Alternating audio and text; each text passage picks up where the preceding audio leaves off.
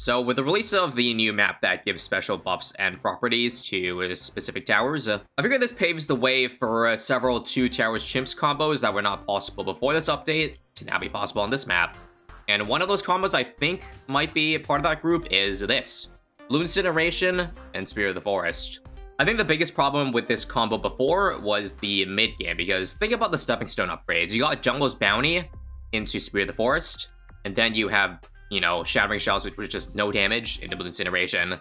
So 2 pretty rough tier 4s in terms of damage, but because of the buffs that some of these starting Utsaland give, like for example, over on number 4 here, you see that for Magic Monkey this icon is a +1 damage buff. So this probably allows for a Druid start to be a possibility, because now it does, well, pretty much double the damage for the entire way up until tier 5, I think. First off, let's try to beat this first round here, so I'm gonna do a little bit of targeting. Strong. First. You're gonna need to snipe this blue. Nice. Epic snipe. So we'll buy 010 now.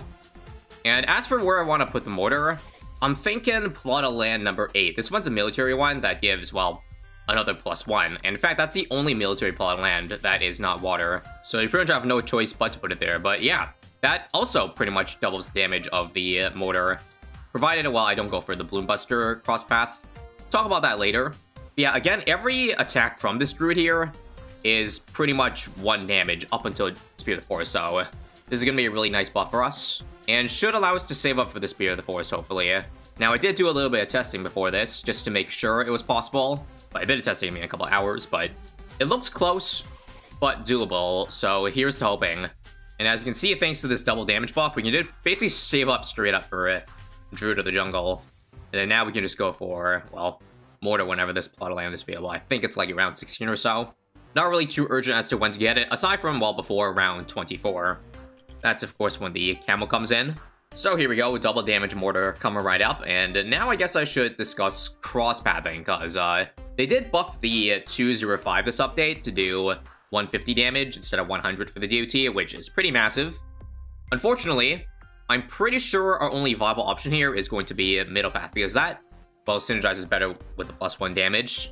Right now, 203 would shoot way slower, but do 3 damage as opposed to an 023 that shoots, well, again, way faster, but does 2 damage. And because our biggest problem is probably going to be mob damage, I pretty much need to go for the mortar cross path that does better single target, and that would be 023, because this is basically, if you buy both upgrades, it's almost twice the attack speed, which of course will do better than 50% more damage. It's really not the camos. Even a 003 can catch every camo, even the fastest camos, but yeah, unfortunately I can't utilize that.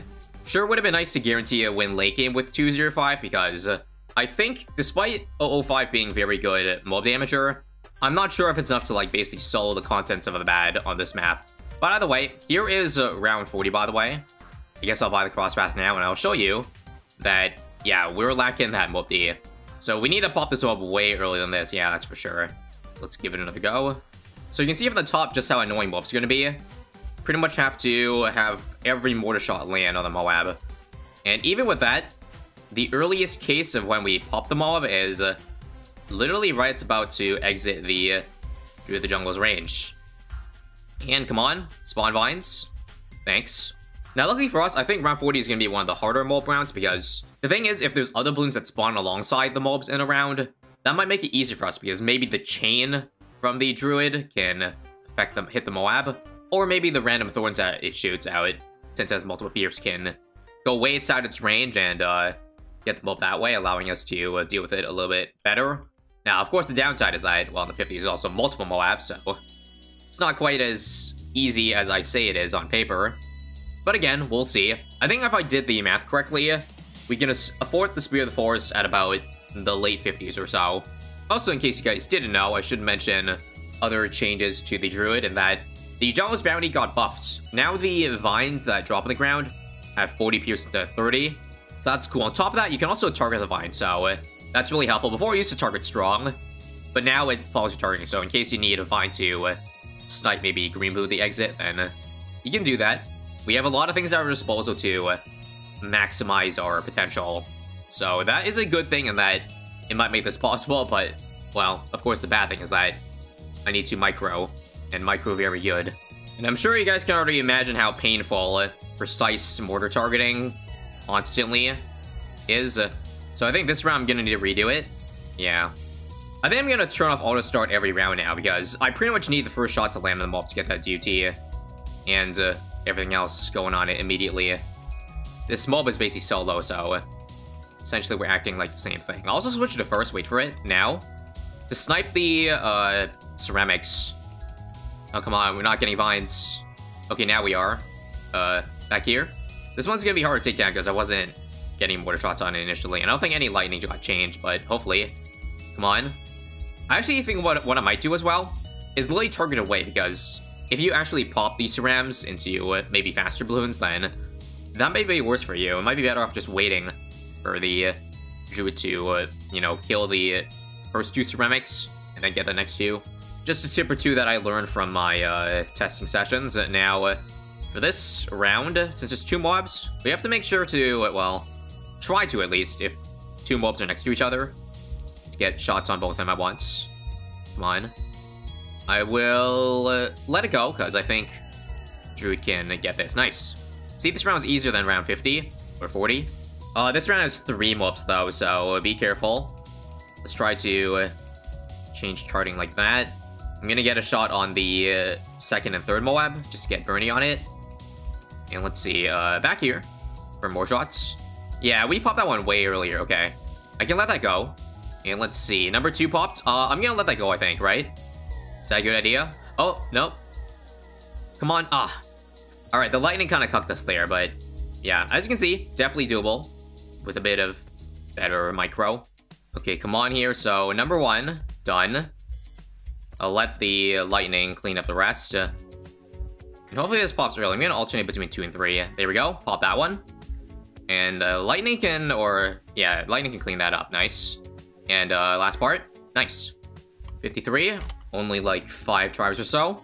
54 here is also going to be annoying because there's a lot of random ceramics, but that might be, again, better for us. I think there's, what, 2 mobs this round? And try to get shots on both of them at once, if possible. And let's see. Okay, I'll let that go. Hopefully lightning doesn't cuck us, please. Okay, perfect. And, come on. I'm gonna mortar target this. Please. Thanks. Just a couple more rounds of suffering, guys. It'll be over soon.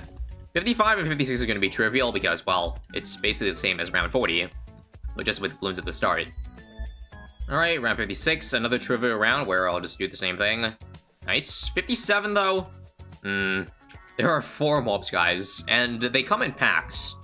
So, let's see how I want to deal with this. Like, the problem is that when they pop really late, I don't think we want both of them to pop at once, otherwise it's 8 cerams that 1 druid will take forever to deal with. So let me see what I want to do. Guess I'll alternate targeting, just so I get, again, burning in the backside. Back here, back up front. Okay, we're popping them a bit staggered. Is this on first? That's good. Snipe, thanks. Let's see if that's enough. Looks good so far, looks good so far. Yeah, I think this is like the god run. Round 57 first try. I will tell you that when I tested this, it took me many tries to even get close. So you know what they say, practice makes better. Now, I think we can afford this mid 58, but we gotta beat a couple mobs first, so gonna target mob 1 and 2. Alright, and yeah, leave it on first, leave it on first. Come on. Reinforce? Got it, nice. Don't have to deal with micro for the other mobs now, and yeah.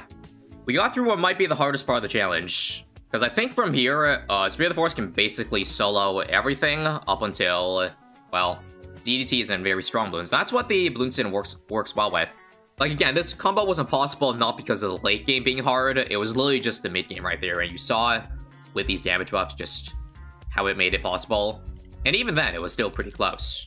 Because, yeah, I don't know if I would have been able to survive past round 58 with there being 5 mobs that round. So yeah, given how many existing combos there are of 2 towers chimps nowadays, it's pretty rare to come across a combo that, well, again, is now possible, but before it wasn't. Also, here's how long it takes for his UMG to take down when I don't have balloons in. And there we go, round 82 by. So yeah, that's all we can spend for the rest of the game. And we'll just plop it over the front and watch as the rounds go by. I think, again, because of these special properties that this map gives, it might make it one of the top 3 top 5 easiest maps in the game. Hell, some may even argue the easiest, because again, there's probably a lot of 2 TC combos that will be doable only on this map, and this map only. But of course, 2 Tower Chimps isn't the only measuring point for how easy a map is, but it is at least, well, has a 1% stake in them, from my point of view. And now for DTs, you can see how easy blooncineration makes it. Like, look how quickly they die. If you want to know exactly, it does 100 burn damage every 0.75 seconds. In fact, if you didn't know for this tower, all the damage comes from the burny stuff, not the initial hit itself. Also for 95, I'm wondering if I could just leave it here, yeah. This part decamos and hits the DDs almost instantly, so that's nice. Probably could leave it there for 99 as well. But yeah, as I said, I think the on-hit still only does 1 damage, which is kind of funny to think about. How weird this tower is, stats-wise. Same with the burny stuff, or the wall fire that drops. It too, the wall fire is 1 damage, but of course it ticks a lot faster, so it feels like it does, you know, more than 1 damage. And now for 98, which is going to be an absolute joke, because, well, no amount of balloons will get through for Spirit of the Forest and Bloons TD combo. As you see, piece of cake, and let's see if I can just leave it here for 99. Looks like I missed one. That's okay, I can just retarget it, and yeah. So here we go, doing damage 100 at a time. Based on the way the damage is going down, I think it's going to pop pretty late. So let's see, it should pop anytime now, okay. Let's do a bit of mortar targeting. And that's pretty close. But what do you think I could do better than that? I think the only thing we can do better than that is just land every single shot on the DTs. So I gotta play this next run a little bit more carefully. But yeah, if we want to maximize DPS, we have to make sure that it's targeting in front of the bat at all times. Just so that the wall fire, like during the whole duration that it's alive for, is always going to be burning that bad. Because it does stack, I believe. So correct me if I'm wrong about that. So wait for it. I missed a shot. Oh, that's so close though. You see ceramics? If I land every single shot, I think that's doable. Okay, slow it down here, slow down. So shoot here, shoot up, and shoot back. The cerams still go through. It's weird that one of them doesn't pop as early as the other two. Might have to do with, I guess, the thorns missing, but again, maybe I'll try strong this time. Now, target up here, target down. I hit the cerams, but again, remember I said earlier, the on-hit does like 1 damage, so those cerams pretty much did nothing. So I think that's as early as we can pop the bad, but I think what we might need to do is manipulate the timing. Right now, I don't think I can manipulate that because, like, the mortar shoots instantly at the start of the round. Maybe I can manipulate the amount of damage that is taken on the bad, like such in a way that the mortar hits the DTs as soon as they spawn out. Because right now I think there's like a bit of a gap. Again, since it's all on the burn damage, you want the burn damage as soon as possible. So waiting a little bit for the DTs to go forward allows us to not have enough time to, well, get the cerams, if you know what I mean. It's like, watch here. Like you see? It moves a little bit before actually being hit. So we might do some insane targeting where, like, it's almost frame perfect. Well, maybe not frame perfect, but, like, a lot closer than what it currently is. So let me see.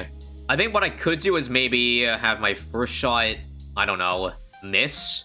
So that starts to burn a little bit later, but maybe the timing changes for the better, if that makes sense. We've gone this far to the point where we can't give up now. Like a true Asian parent says, failure is not an option. So, okay, this time seems about just as bad. Let me see if I can clutch it. Not really. I think we just gotta try random stuff. Like, yeah, Insanity's trying the same thing over and over. So, non-Sanity is just doing little changes. Maybe see if that makes a difference. Come on. This is a little better. I don't know if it's good enough, though. Let's see. No, not really. It's gotta be better than that, even. Let's do the following, actually. One shot here, next shot here, next shot here. I don't know. Let's waste a shot like that, too. I don't know. Again, just trying random stuff. Maybe less DPS is good. Come on, timing. Oh, beautiful. Okay. Come on. This is good. Yes. Okay. Now for the ZMGs, don't choke this. I think we just gotta, again, burning things instantly. Yeah, would you look at that? The random shot out of nowhere is a strategy you need to hopefully win. Don't jinx it. I jinxed it. Okay, that's doable, though. It's only a green balloon that leaks. Okay, so here's what I did exactly. This over here, And then again. And we'll just do a random shot over here. Doesn't matter when we do it. But hopefully, if we just do that same thing, it should be consistent, and that I'll be able to beat BTs every time now. Alright, again. Yep, this is good, this is good. Come on.